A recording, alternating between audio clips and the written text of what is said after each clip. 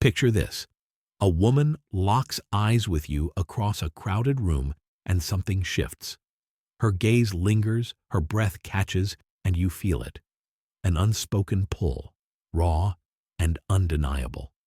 Why does this happen? Welcome to the Sigma male community, where we strip away the romantic fluff and dive into the unfiltered truth of the human psyche. Today we're cracking open a question that's haunted men for centuries. Why do people, especially women, fall in love with you? Carl Jung, the titan of psychology, offers us two piercing answers that cut through the noise. This isn't about your looks or your charm. It's about the deep unconscious forces you trigger in her soul. We're talking primal hunger and ancient archetypes, reasons that hit hard and reveal more about her than you might expect. For the Sigma male, independent and unswayed by the herd, this knowledge is power. It's a lens to see through the illusions of love and sharpen your edge in a world obsessed with fleeting emotions. Buckle up, because we're about to unravel the psychology of attraction with Carl Jung's wisdom, tailored for men who thrive on self-mastery and raw truth. Reason 1. You are their missing piece, their hunger projected onto you. Let's set the scene. You're a man who moves through life with quiet confidence, a Sigma male who's carved his own path. She meets you, a woman drawn to your unshakable calm, your ability to stand apart. She can't explain it, but she's hooked. Carl Jung would say this isn't random. It's her psyche screaming for something she's lost. Carl Jung's theory of the shadow tells us we all bury parts of ourselves, traits we fear, reject, or never dared to embrace. Maybe she's a high-achieving corporate type, all structure and control, and you're the guy who lives free, untethered by rules. You're not just a person to her. You're the embodiment of her suppressed chaos, her wildness she locked away to fit the world's mold. That pull she feels. It's her unconscious hunger projecting onto you, desperate to reclaim what she's denied herself. Carl Jung argued that the shadow isn't just a flaw, it's a reservoir of untapped potential. When she falls for you, it's because you're living what she's buried. Imagine her. She's spent years perfecting a life of order, deadlines, schedules, polite smiles, while you walk in, unshaven, with a smirk and a devil-may-care attitude. To her, you're a lifeline to a self she abandoned. Carl Jung's psychology reveals this as projection. She's not seeing you, the real man with flaws and depth, but a symbol of her own unclaimed freedom. It's intoxicating for her because it's personal. She starved for this piece, and you're the feast. For the Sigma male, this dynamic is a double-edged sword. Her fascination feels validating, but it's not about you. It's about her inner void. Here's where it gets messy. That electric connection, it's built on a fault line. Carl Jung's work on projection shows that when someone loves you for their shadow, they're chasing an illusion. You're not a man to her, you're a cure. Take Jake, a Sigma who thrives on solitude and self-reliance. He meets Lisa, a social butterfly who's enchanted by his lone wolf vibe. She's drawn to his independence because her life's a whirlwind of people-pleasing. She craves his stillness. Early on, it's magic. She adores his quiet strength. He enjoys her energy. But Carl Jung warns us, projections fade. When Jake needs space, Lisa feels abandoned. His strength becomes coldness. Her hunger demanded a role you can't sustain, because no man can be a shadow's puppet forever. Carl Jung's insights peel back another layer. This hunger isn't love. It's dependency wearing a mask. She doesn't want you to grow or falter. She needs you to stay the perfect missing piece. Picture her clinging to your confidence because her own insecurity festers beneath her polished exterior. Carl Jung called this the danger of the unintegrated shadow. When someone refuses to face their own depths, they latch onto you instead. For a Sigma male, this is a red flag. You're not here to be her crutch. Your life's about forging your own path, not propping up someone else's psyche. Her love feels intense because it's fueled by lack, but intensity isn't intimacy. It's a mirage. Now let's flip the script. You've seen it. Her eyes light up when you take charge, when you shrug off the chaos she drowns in. Carl Jung's psychology frames this as her unconscious crying out for integration. She's not wrong to want that strength. She's wrong to seek it through you. Think of Tom, a Sigma who commands any room he enters. He meets Anna, a woman crippled by indecision. She falls hard. His decisiveness is her salvation. But Carl Jung's lens shows the truth. She's outsourcing her growth. When Tom's not there to decide, she flounders. Her love was a plea for rescue, not a bond. As a Sigma, you spot this early. Her hunger's a spotlight on her, not a crown for you. The deeper Carl Jung digs, the clearer it gets. This projection can trap you if you let it. Her admiration strokes your ego. Who doesn't want to be the answer to someone's prayers? But here's the Sigma edge. You don't need her validation. You've built your worth from within. Carl Jung's work on individuation, the journey to wholeness, says true power lies in owning your own shadow, not playing hers. When she falls for your missing piece, it's her soul's homework, not yours. You're the trigger, not the solution. Staying detached lets you see her love for what it is, a reflection of her inner war, not your ultimate value. So where does this leave you? Standing tall, unswayed. Carl Jung's psychology hands you a map. When she falls for your missing piece, it's her psyche's dance, not your destiny. Don't bend to fit her projection. Let her wrestle with her own hunger. Maybe she's drawn to your resilience because she's fragile, or your silence because she's loud. That's her story to unravel. For the Sigma male, this is liberation. You're not here to complete her puzzle. You're whole already. Her falling in love might spark your curiosity, but your strength lies in holding your ground, letting her face the mirror you've become, unapologetically yourself. Consider the story of Alex and Sarah, a tale that lays bare the raw truth of projection. Alex, a Sigma male, had spent years backpacking across continents, living out of a single weathered bag, finding his pulse in the chaos of the unknown. He'd trekked through the Andes, slept under the stars in the Sahara, and bartered for meals in dusty markets. Freedom wasn't just his lifestyle, it was his oxygen. Sarah, meanwhile, lived a life of crisp edges back home, a steady 9-to-5 job, a tidy apartment with framed photos, and a social circle that praised her predictability. But beneath her polished surface, she felt caged, her spirit clawing at the bars of routine she'd built, dreaming of a courage she'd never dared to seize. Their paths crossed in a quaint cafe in Prague, where Sarah, on her first solo trip, sipped coffee with a mix of thrill and terror. Alex slid into the seat across from her, his sun-bleached hair and easy grin a stark contrast to her pressed blouse. His stories, of hitchhiking through Patagonia, of nights lost in deserts, lit her up like a flare in the dark. To Sarah, he wasn't just a man. He was the wildness she'd buried under years of shoulds and musts. They spent days wandering cobblestone streets, her laughter freer than it had ever been. And she convinced herself Alex was her destiny, the key to unshackling her soul.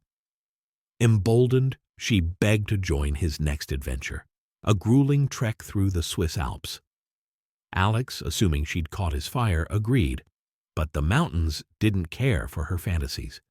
The biting wind sliced through her jacket, her legs ached under the weight of her pack, and the thin air left her gasping. She snapped at Alex when he pushed ahead, his ease mocking her struggle. He'd offer a hand at steep climbs, but she'd swat it away, resentment simmering. By day 3, she was a fuse ready to blow. That night, in a cramped tent perched on a snowy ledge, Sarah shattered. "I thought being with you would make me like you," she sobbed, her voice raw, tears freezing on her cheeks. I wanted to be brave, free, but I can't do this. I'm not you." Alex sat silent, the wind howling outside as the truth sank in. She hadn't fallen for him, the real Alex with his quirks and scars, but for the idea of him as her escape hatch. Her hunger for adventure was real, a gnawing ache in her bones, but she'd wanted him to hand it to her, not walk beside her as she earned it. He saw it then. Her love was a mirror reflecting her own lack, not a bridge to his soul. For Alex, it was a gut punch and a liberation. He couldn't be her shortcut. She'd have to face her own shadow while he kept roaming, whole and unswayed. Reason 2. You activate their ancient code, the archetype awakening. Ever had a woman look at you like you're a ghost from her past or her future? That jolt when your eyes meet, the sense you're meant to cross paths? Carl Jung's theory of archetypes explains this. You've just ignited something ancient in her psyche. Carl Jung believed we all carry the collective unconscious, a shared pool of primal images, like the anima, a man's inner feminine, and animus, a woman's inner masculine. You, a sigma male with your quiet intensity, might awaken her animus, the warrior, the sage, the untamed spirit she's dreamed of since girlhood. It's not about your haircut or your voice, it's your essence matching a code etched in her soul. Carl Jung's animus isn't some shallow fantasy, it's a force. Picture her, a modern woman, practical, grounded, maybe a little jaded. Then you walk in, self-assured, a man who doesn't bend to the crowd. Suddenly, she's hit with a feeling she can't shake. You're familiar, vital, necessary. Carl Jung's psychology says you've tapped into her unconscious ideal of masculinity, shaped by myths, fairy tales, even her father's shadow. You're not just a guy. You're the hero she's carried inside her, now standing in flesh.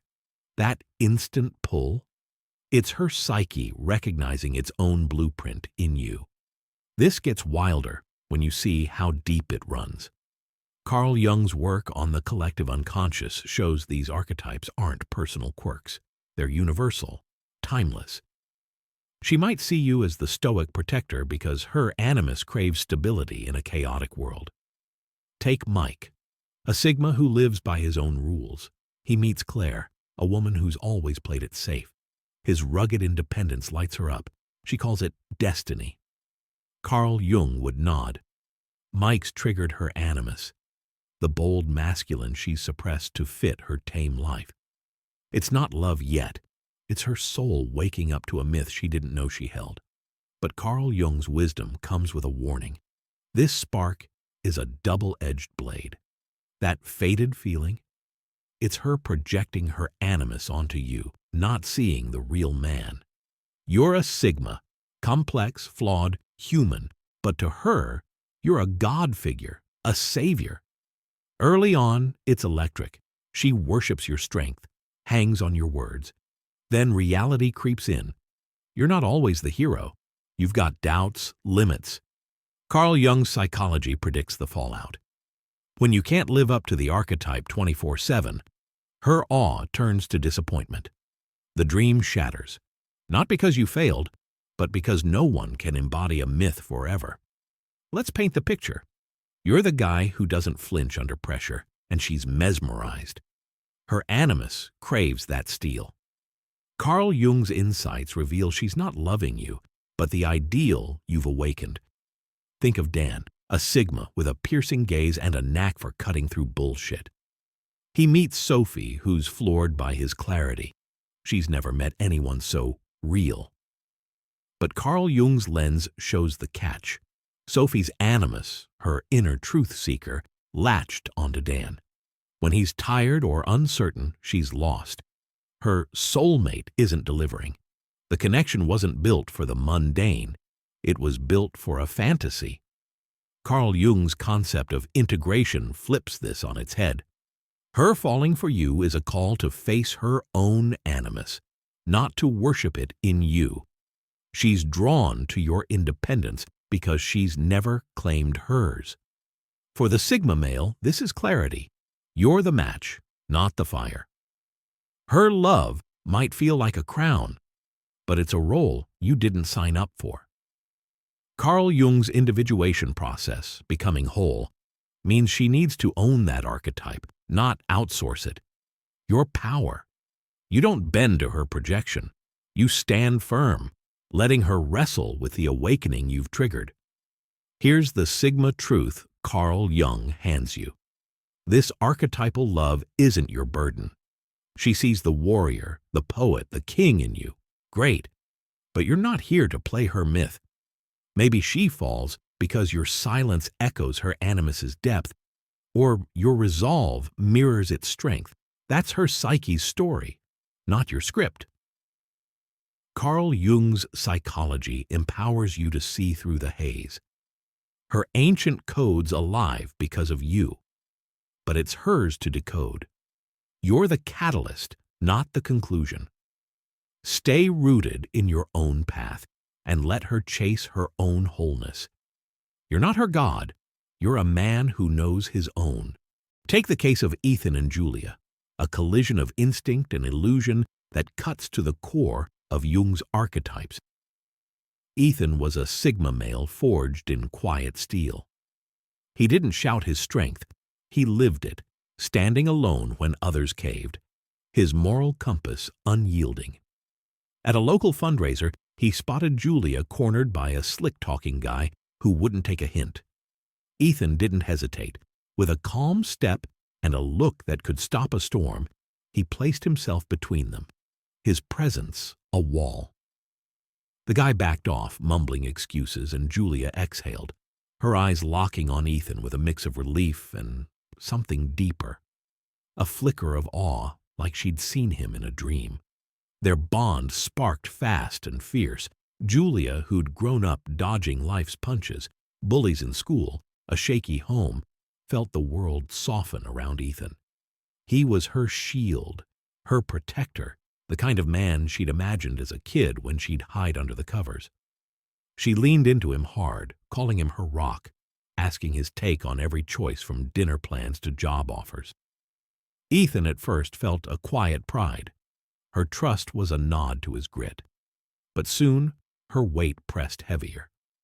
She'd cling when he needed space, panic if he didn't answer a text fast enough.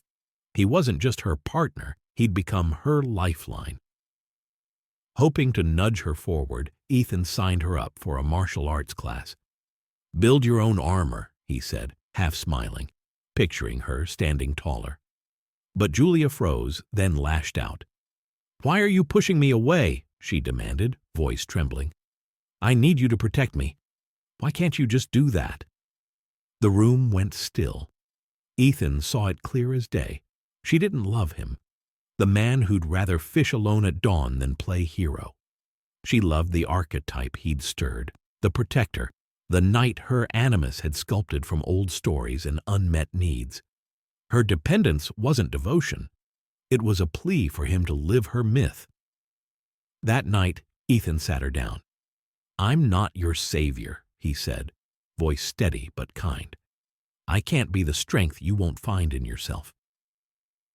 Julia's eyes welled up, but she nodded, the weight of her own soul sinking in. For Ethan, it was a release. He'd triggered her ancient code, sure, but he wouldn't carry it. She'd have to wrestle her animus into her own bones. He walked away, not her god, but a man rooted in his own path, leaving her to chase her wholeness alone. So, there you have it. 2 reasons people fall in love with you, straight from Carl Jung's playbook. Whether she's chasing a missing piece of her soul or an ancient archetype you've awakened, it's her psyche pulling the strings, not some fairy tale magic. As a Sigma male, you don't bend to these illusions. You see them, master them, and keep forging ahead. This is why the Sigma male community exists, to arm you with the raw psychological truth and practical wisdom you need to thrive. Reflect on this, apply it, and own your power. Subscribe now for more insights that cut through the noise and fuel your growth. Until next time, stay sharp, stay independent, and keep building the life you command.